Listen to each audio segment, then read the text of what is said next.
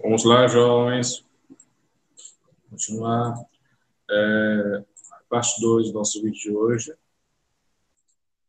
Estava falando da perigo. Os filósofos gregos ainda debatiam de como seria a genética, nesse caso, como surgiu a ideia e como os filósofos defendiam cada um. Hipócrates defendia que só o homem transmitia as características e Aristóteles dizia, não, também a mulher participa da transmissão da hereditariedade.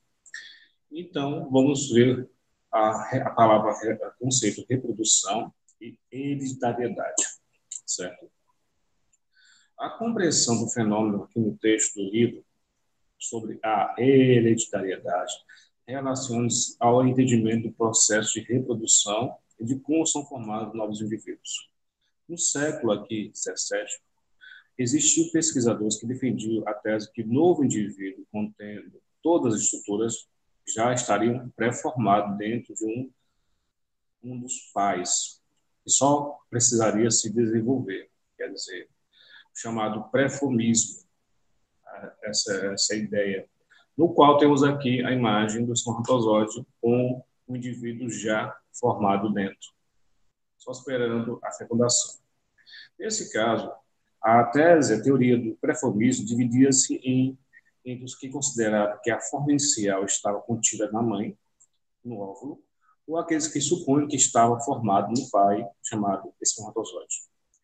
Na época surgiu outra teoria, a epigênese, de acordo com a qual o novo indivíduo origina-se da matéria não diferenciada dos seus órgãos, estruturas características se formaram ao longo do desenvolvimento. Quer dizer, a epigênese defendiam que o desenvolvimento acontecia após a fecundação, não antes. E o pré-formismo defendia que estava formado antes da fecundação. Então, temos aqui a imagem, através do microscópio de varredura, o processo de fecundação. Aqui vocês estão vendo uma forma circular, é o óvulo, e essas partes, linhas que vocês estão vendo, azuis, laranjas, são o espermatozoide tentando entrar dentro do óvulo, certo? Para fecundá-lo. Então, nesse caso, atualmente, é dessa forma que vemos. Após a fecundação, é que o indivíduo será desenvolvido, e, nesse caso, a epigênese é que foi um princípio para início do entendimento da reprodução e da hereditariedade. Continuando aqui nosso assunto, certo?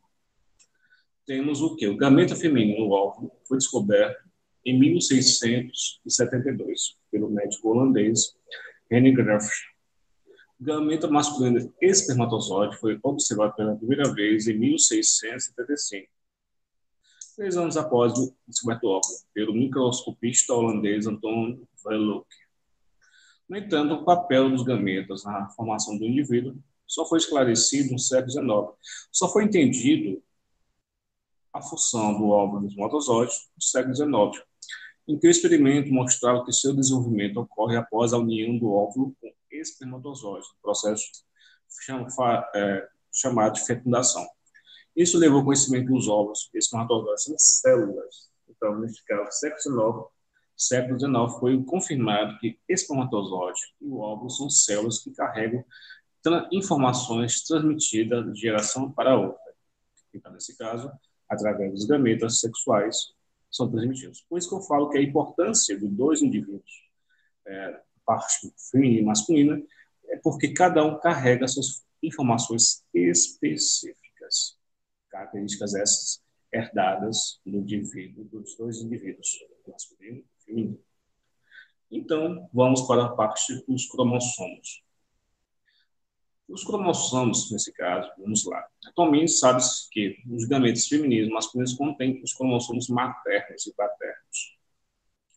Os cromossomos são filamentos, como falamos anteriormente, compactos e novelados, compostos de moléculas DNA, certo? No inglês, desoxyribonucleic acids, ou em português, ADN, ácido desoxirribonucleico, que é uma associação de proteínas que, nesse caso, que transmite as informações geração para geração.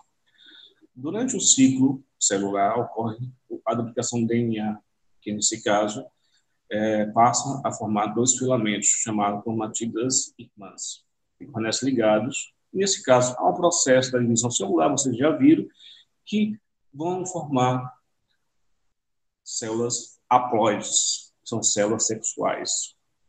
Anteriormente, temos células diploides do indivíduo, que vai se dividir como células haploides, transmitindo a informação do indivíduo, masculino e feminino, no qual vai se unir com outro indivíduo, formando uma nova célula diploide, que é um novo ser, após a fecundação. Tipos de cromossomos. Nesse caso, temos os cromossomos sexuais e temos também os cromossomos homólogos. Os cromossomos sexuais, ou também chamados heterossomos, são cromossomos que definem o que é o ser masculino e o ser feminino.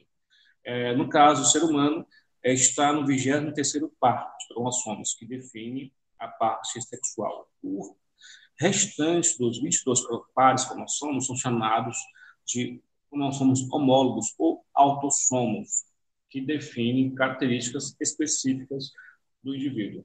Então, quando tem pares de cromossomos, no 23º par, XX, eu tenho feminino.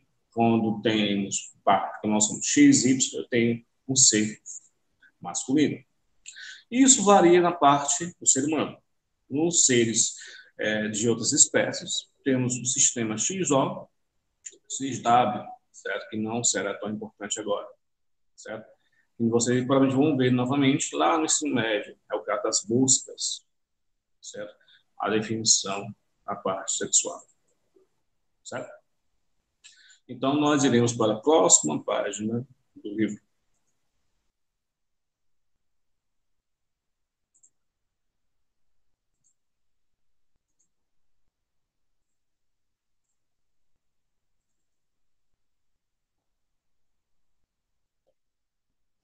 Vamos falar na parte de genes e hereditariedade. Para falar de genes, vamos falar do material genético e hereditário. Vocês viram o DNA. O molécula do DNA possui informações sobre a formação e funcionamento do organismo. Nesse caso, o DNA em si, ele determina a produção de uma molécula específica, o RNA. Em inglês, Ribonucleic Acid, em português, ARN, ácido ribonucleico. Essa molécula, RNA, é chamada de gene. Esse gene, que é o RNA, ele vai transmitir informações para a produção de proteínas específicas que serão importantes para as células e os indivíduos. Então, os genes localizados em regiões determinadas como nós somos, um gene pode ser diferentes versões. Nesse caso, existem diferentes genes. Esses diferentes genes são chamados de alelos. Nesse caso, equivalentes quanto à posição dos cromossomos homólogos e atuam com as mesmas características. No entanto, pessoal, existem alelos, não são todos idênticos. Cada um deles pode condicionar informações e características específicas que levam a certas características, como cabelo liso, cabelo crespo, ou semente com cores diferentes, certo? Aqui temos um cromossomo, aqui temos a parte dos alelos, ou genes, certo? Que cada parte desse cromossomo é definido por seus genes, certo? Todo RNA é formado a partir da molécula DNA. A sequência das bases nitrogenadas de uma fita de DNA determina a sequência da base de RNA. Pelo processo de transcrição genética. Nesse caso, é feita uma cópia do DNA no RNA. A diferença do RNA é que ele é só um filamento. O DNA são dois filamentos.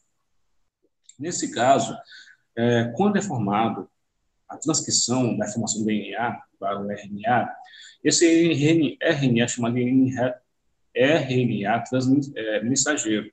Ele leva consigo as informações do DNA para outra parte da célula para produzir as proteínas. Isso é chamado de tradução genética. no qual é um mensageiro que vai produzir, nesse caso, proteína. Então, quem irá transformar a mensagem do RNA em proteína é o chamado RNA ribossômico, que irá sintetizar essas mensagens para produzir a proteína, certo? Então, nesse caso, temos também um RNA transportador que vai transportar essas proteínas para certa parte do corpo. Iremos continuar daqui a pouco a nossa próxima parte.